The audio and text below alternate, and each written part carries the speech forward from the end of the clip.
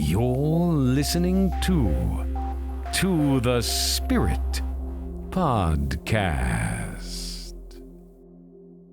You're listening to the Spirit, the podcast where we explore the strange, the sacred, and everything in between. I'm Beck, and joining me, as always, is the only co-host I trust to help me spot a glitch in the Matrix and still laugh about it. Rachel, the human lie detector, with a heart of gold and a browser history that would terrify the Pentagon. Hi, Rach. Hey, and you forgot to list energetic bouncer. Oh, that's right. Energetic bouncer. Spiritual ocular pat down. This episode's a little bit different today. We usually run our news every other Saturday, but things have come up that were A little unexpected. I've had a passing in the family, and Rachel's going on vacation, and everything was just coming in so fast. So what we did was we just shifted episodes from the news, and this is actually kind of news, isn't it? Yeah. It's actually news. So anyway, today we're going to walk a line, a very thin one, between conspiracy and consciousness. Because you're mine. We walk the line between rumor and revelation. We're not here to convince you of anything. We're here to ask, what if the future already happened? Because a few weeks ago, something slipped through the cracks. A comment, quiet, official, and entirely ignored, that might have confirmed what some of us have sensed for decades. That the United States government may already possess the ability to manipulate time and space. Let me say that again. The United States government may already possess the ability to manipulate time and space. And no, that's not a YouTube rabbit hole. That came from the mouth of Michael Kratsios, the director of the White House Office of Science and Technology Policy, speaking at the Council on Foreign Relations, published on the government's own website. Advances, our passenger planes are slower than they used to be. Our trains crawl compared to those in other parts of the world. Our cars do not fly. Advances have not stopped, but something has gone wrong. Stagnation was a choice. We have weighed down our builders and innovators. The well-intentioned regulatory regime of the 1970s became an ever-tightening ratchet, first hampering America's ability to become a net energy exporter and then making it harder and harder to build. We seem to have lost focus and vision, to have lowered our sights and let systems and structures and bureaucracies muddle us along. But we are capable of so much more. Our technologies permit us to manipulate time and space. They leave distance annihilated, cause things to grow and improve productivity. Rach, I have to ask, if you had just casually dropped that over dinner, what do you think I'd say to you? Rach, what have you been smoking lately? Well, I know you don't smoke, so that would be it. You're like, did you get into a bad can of beans, Rach? I eat a lot of beans. So that's more realistic. Some botulism. That's pretty funny. Exactly. But here's the thing. That moment passed. No breaking news, no headlines, not even a blip. So today we're going to take a breath, which I just did, gather ourselves, and ask a few questions. The mainstream media won't. Because this isn't just about government secrets. It's about what it means for us, our future, and the nature of reality itself. So what did Kratsios say? What did he actually say? He was referring to American technologies that, quote, permit us to manipulate time and space. And he said it like he was talking about a traffic light. Let's pause there. Because most people don't even know what to do with that statement. It's so outside the box of everyday experience. The brain just files it under sci-fi nonsense and moves on. But what if we didn't move on? Rachel, let me ask you. When you hear a government official say something like that, what do you think is really being said? I feel like it can go two ways, maybe more, but two that I think of. Either it's a big bluff to get people just hyped, freaking out. What is this? Distraction. Or we have had very enhanced, what's the word? Tech? High advanced. What's the word for that? Technology? But like high advanced, like what's the adjective? An adjective For high advanced? yeah, like for beyond our time. Futuristic? Technology that is way more advanced than we even realize. And they just put a little breadcrumb out there to test, to see what we would do with it. Like a soft disclosure? Yeah, just to see our reaction. I feel like there's a lot of things that they're putting our toes in the water before we have to jump into the pool. Exactly. And this isn't the first time breadcrumbs have been dropped. Energy, the seed corn of all development, all growth, all survival, energy. So energy, transportation, information, and manufacturing, these are the things that change humanity, that will change world power, and they are descending upon us in ways that are very unique. The technology is on the engineering benches today, but most Americans and most in Congress have not had time to really look deeply at what's going on here. But I've had the benefit of 33 years of studying and becoming friends with these engineers and these scientists. This technology can be built today with technology that is not developmental to deliver any human being from any place on planet Earth to any other place in less than an hour. To deliver Wi-Fi from space, where you never need a cell tower to connect. To deliver energy from space, where you never have to plug your phone in and it trickle charges, and you can use that energy over time. It can be applied to cars, to houses. Lieutenant General Steve Quast once claimed the military has the ability to deliver any person on Earth to any other place in under an hour. Okay. This is like Star Trek shit. He also mentioned space-based energy systems. Imagine beaming power wirelessly from orbit, bypassing the grid entirely. Now ask yourself, if those technologies exist, why are we still paying electric bills? Because they want us to pay electric bills back. Why are we still burning fuel? To keep us Enslaved. Yeah. Kratsios also said this: stagnation was a choice. That one hit me hard because it confirms a quiet suspicion many have had that progress hasn't stalled, it's been surpassed. Do you think it's crazy that back in the day, this time, this era, we were pictured to have flying cars and to be high tech and very outer spacey, and we are so behind that. Yeah, it's like we've sped up in other ways. I mean, we have technology that we hold in our hands that can diagnose our blood pressure or connect us to the internet. But I do feel like we are not even on Jetson's level. I don't know, in weird ways, not in the ways that everyone thought we would be. Right. No flying cars. No Right. food printers in your house. No benign robots. Although that's coming. It's almost here. Yeah. Do you remember that feeling in school when you realized we went from horses to the moon in a few decades, but not much has changed since?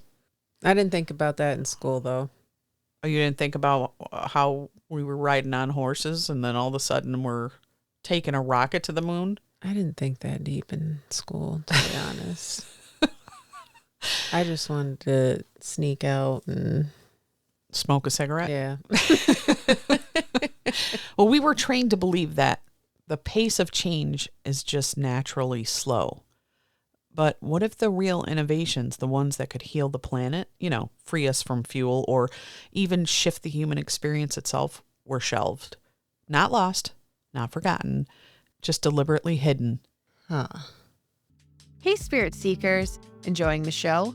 Make sure to like, follow, and subscribe to the Spirit.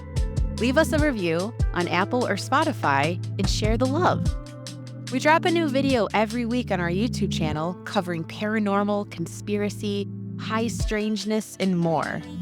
Have questions or want to share your own spooky story? Drop us a line at tothespiritpod@gmail.com. Stay spirited.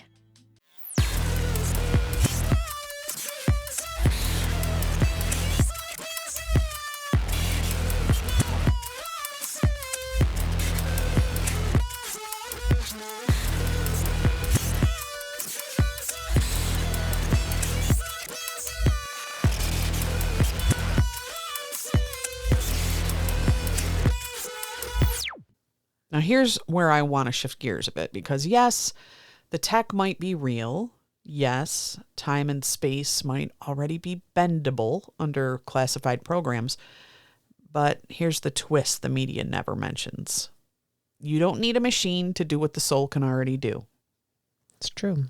Our ancestors, mystics, shamans, visionaries, they've been traveling beyond time and space for centuries through trance, intention, vibration.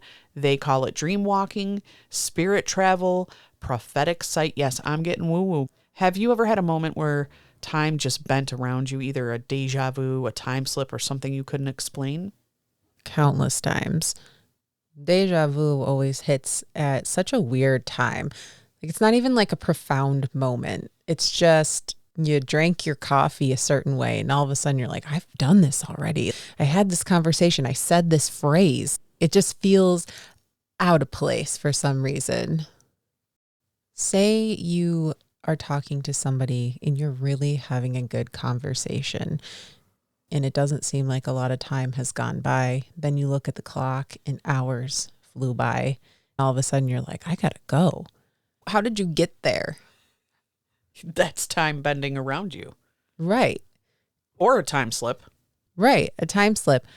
Think about when you have a day off and you just want to enjoy that day off and you sit on the couch. It goes from 10 o'clock to 5 o'clock way faster than if you're at work from 10 o'clock to 5 o'clock. Right. It's not even fair because you're enjoying it so much and all of a sudden time vibrates faster and slips out. It is abnormally fast when you're not at work. It's like you wake up, you have your coffee. Next thing you know, it's afternoon and you're like, oh, it's lunchtime already? What the hell? I just got up and had coffee. Another interesting fact, I just finished reading the book, The Neuroscience of Manifestation. Great book. And she goes over the state of flow. When you're in the state of flow, it's when you're in something that you're really passionate about or in a really creative state. If you're a writer and you just start writing, your mind and time are disconnected. You will sit there and you won't think about anything else and you really are in a state of flow. Time is disconnected from your mind and you just work and you are in such a good place. They scientifically cannot explain the flow state. Is that kind of like channeling? I think so. And time moves differently when you're in the flow state. And they really cannot connect that scientifically with your brain of why it happens, which I found that really fascinating. I've been in the flow state many times, especially when I'm drawing. All of a sudden, I can just disappear. I do it often. Sometimes I don't even know I'm doing it. Yeah. Are you conscious of it? Sometimes I'm just going. Maybe I feel the state of flow, but sometimes I just go, I don't even look up. And all of a sudden the sun was up and it's dark. What if the tech is mimicking what our consciousness already knows how to do? This is where it's going to get deep because we're not just talking about sci-fi weapons or hidden government bunkers. We're talking about remembering who we are at a cosmic level. Many of us have forgotten that. I think some of us are remembering now. We're in the great age of awakening. People are definitely starting to remember. I think so. You might even be remembering by just listening to us. I think so. Now, I don't want to go too far into the speculative waters, but I do think it's worth mentioning this next thread. Researcher Ashton Forbes received a claim from a whistleblower, someone alleging that Flight MH370 was taken mid-air using a kind of tech that can turn skyscrapers to dust or steal a plane in mid-flight. This is a submission sent to us the 8th of January of 2024. It's a letter to an Ashton Forbes telling a new story of what happened to Malaysian Airlines MH370 that disappeared back in 2014.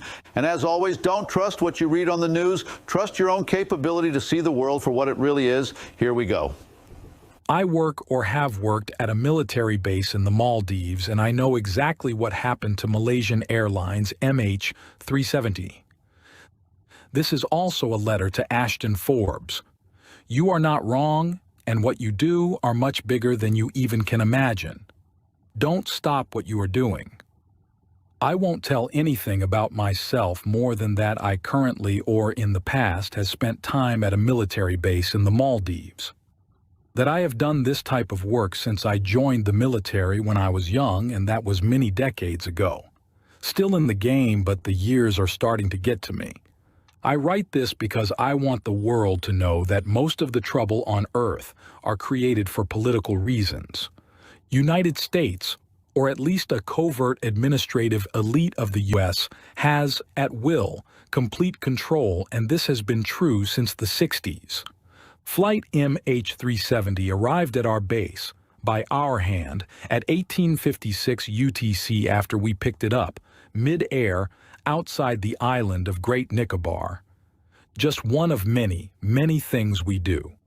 We can pick up anything, anywhere, and deliver it in an instant, like a magic FedEx. Some facts about why it happened. MH370 had defectors on board. They were running to China with American technology. They are Chinese by blood and had gotten themselves into a situation with the Chinese regime who got them to choose to defect. The whole play, everything, and I mean everything about it, was a political play to show the Chinese who's their daddy. That's us. Some facts about how it happened. All passengers are dead, all but the handful of deflectors. The plane did not crash. The plane was on fire, we know because we started it. The plane was picked up by us, on fire, mid-air, right in front of the Chinese. The Chinese regime knows exactly what happened, and that was the whole point of the operation. Okay, this is what I want to share with you. As I said, I have been doing this for a long time. I know the technology and have been a part of hundreds of operations. So let's start with the tech. The foundation is not superconductivity. Superconductivity is a product of the technology. We have had this since the 1960s, and from that first day we have used it to make sure that no one else can have it. The big breakthrough to apply the tech as we do today came in the beginning of the 2000s with quantum computers, and by this, the paradigm for AI technology.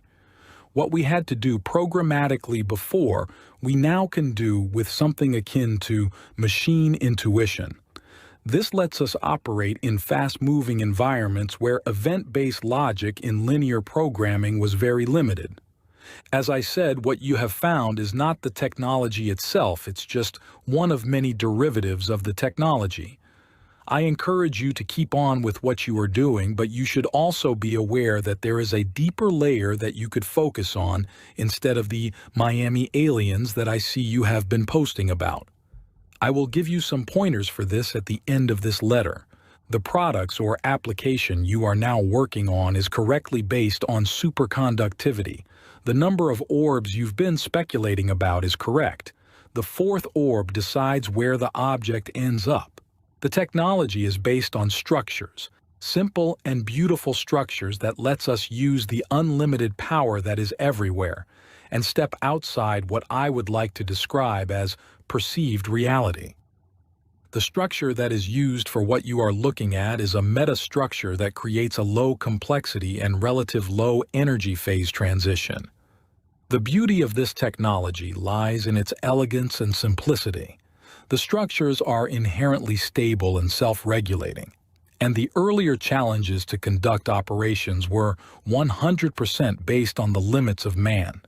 With the same technology, just a slightly altered monostructure gives us an infinite power generator that without maintenance can run forever. Combine structures to a meta-product again, and you have the propulsion for a transmedium object moving faster than light. It's the definition of magic. There are endless applications, and the truth is that it would change the world in an instant. But that won't happen. I bet yourself, or at least most of your audience, have heard a version of the story that the aliens are here and they want to bless us with new, clean, and revolutionary technology, but we are a too young and rowdy civilization and would not be able to be responsible enough with the gifts from them. That's probably made up, but that is at the same time completely true. It's just not aliens saying this. It's us again. The technology is infinite in its power, and if two rivaling parties had access to it, this world wouldn't last a day. The same technology, with a combination of monostructures, makes a terrifying weapon that turns any matter into dust, and that dust turns into air. It does not matter if the object is a small bird or an aircraft carrier. It cannot be stopped. It does not miss, and when the object has been hit, the phasing cannot be stopped. Okay, so back to MH370. We knew about the deflectors as soon as they made their decision. Well before that, but then they weren't deflectors. Anyway, we knew when, how, and why back in December, and as we do, we made it into politics. We let them go. We took them back and sent the Chinese a clear message of who is in control. And we did this with a brilliantly produced show that is fit for a Hollywood production. We create a pretend world. We are a global production company. We write the screenplay.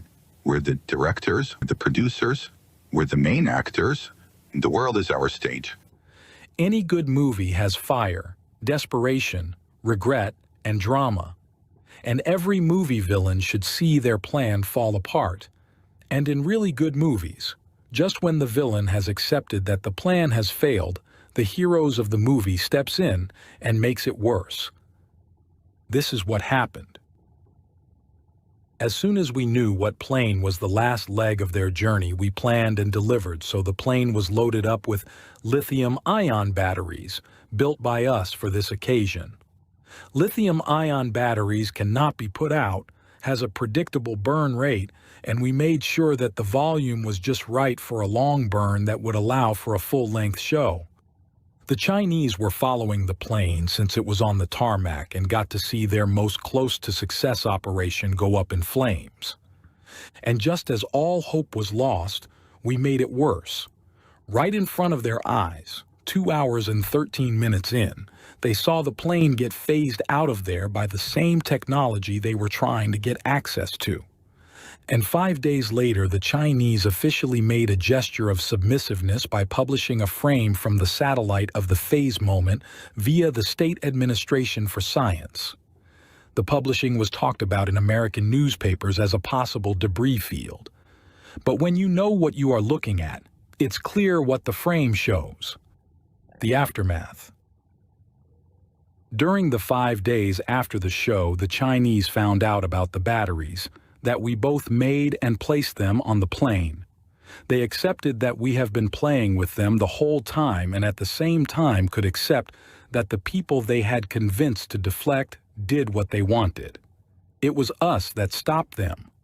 The deflectors had a good corrective experience when it comes to staying loyal and were back on the job as usual, but with a new understanding both of their importance and the consequences of their actions. What was nothing more than another Friday at the office for the administrative elite, 200 people had the most confusing death experience you could imagine. 1,500 people lived a tragedy, losing family members in a mystery, and 10,000s spent months searching and millions speculating for years. Then in 2014, military footage of the event got published on YouTube. Not our problem. The person responsible for the leak was identified and taken care of. Not by us, not our problem. Then came you. Hi, Ashton. Impressive. This is what I want to leave you with. There was a guest on the Joe Rogan podcast that was talking about sacred geometry and some new technology his friends had discovered on some island somewhere. He did record another episode, but it never been published. Doesn't the wording sacred geometry remind you of something? If you choose to spend time on this, which I think you should instead of mall aliens, keep in mind that your case is one product of the technology. What happens on the other island, you will understand this if you pursue it, is another more rudimentary product. What if those in combination could lead you on the right path to the actual technology? The gray-bearded man is the key, and he probably has no idea that he is. Finally, I want to say this. How do you defeat someone who can turn skyscrapers to dust, completely erase whole neighborhoods in an afternoon, and steal a burning Boeing 777 midair? Someone who, when needed, has the complete control of all media and crafts the perception of events, and has most of humanity eating from its hands. After almost a full life in their service, I think I know the answer. You talk about them, and you don't stop talking. Could this be real? Could some of these disappearances or strange events be connected to tech that doesn't officially exist? Maybe. But the real question isn't, is it real? The real question is, why are we only hearing about it in obscure interviews and blurry PDFs? Why the silence? And maybe most importantly, what kind of world are we stepping into if it all comes out? It's interesting because people, we just hear so much now and we're not freaking out. I don't know to what extent it's going to take for us to freak out because we are so numb to everything and we're so overexposed to so many things. So why are certain things still not common knowledge? I know when I watched the footage, did you see the footage of that? There was like 3 orbs going around MH370. I think so, yeah. They're like weapons and they go around and they can just make things disappear or set on fire or take a plane out of mid-flight. And the fact that they're not putting it mainstream, it's just kind of slipping under the radar. We're comfortably numb. And I think TikTok is definitely a tool that makes us comfortably numb. It's like TikTok and memes. As soon as something tragic happens, there's a funny meme to it. Kratsios said something else, and it might be the most important line of all. The golden age of American innovation is on our horizon if we choose it. That's the tell, friends, because what's coming isn't just a tech revolution, it's a reality revolution. And whether or not these machines are real, whether or not governments have bent the fabric of time, the truth is, your consciousness is the ultimate disclosure. And once enough of us remember what we are, there will be no stopping the truth from rising. If you could see humanity 20 years from now, what would you want that world to look like? I would see everybody waking up into their own unique powers. Light workers, people who ground, people who work with animals, more community, people all growing their own food and trading. And also, I don't know if you've ever watched The Orville. It has Seth MacFarlane in it. I have. And they have that device in their ship that it creates anything you want. Like if they want a certain food or they want whatever. Like the food replicator thing. Yeah. They knew about it before, but they didn't have it for the people in the past because they weren't able to handle it because they would have caused destruction with it. I would love us to all be on a level where we could handle something like that. Ethical tech, yeah. Yeah. Things that scanned you like that doctor on the show does. And it's like, oh, you have this. And then you just wave it and it heals you. Yeah, like a med bed. Yeah. Something that you can slip into, it scans and does the corrective surgery or whatnot. Yeah. And everybody has a different vibration, but they all have an equal powerful role. And we all play that part to coexist together. I like it, Rach. Yeah. I think we need to hold hands with tech. I don't think we need to go all the way over and become cyborgs. Mm-hmm. And I don't think we need to fight the machine. But I do think that it can coexist, the free energy, the grounded spiritual evolution of ethical technology and hope. Yeah. Thanks for tuning into To the Spirit. If today's episode opened a portal in your mind or stirred something that didn't have words before, consider sharing it with someone who's also been sensing something's off. We're not here to expose secrets. We're here to light the lanterns so we can see each other more clearly. Until next time, stay curious, stay grounded, and remember, The veil is thin for those who listen. To the Spirit Podcast. Supernatural Science Aliens. I'm ghost. Psychic Mystic Spirit. Divine Source Heaven The Dead. It's magic.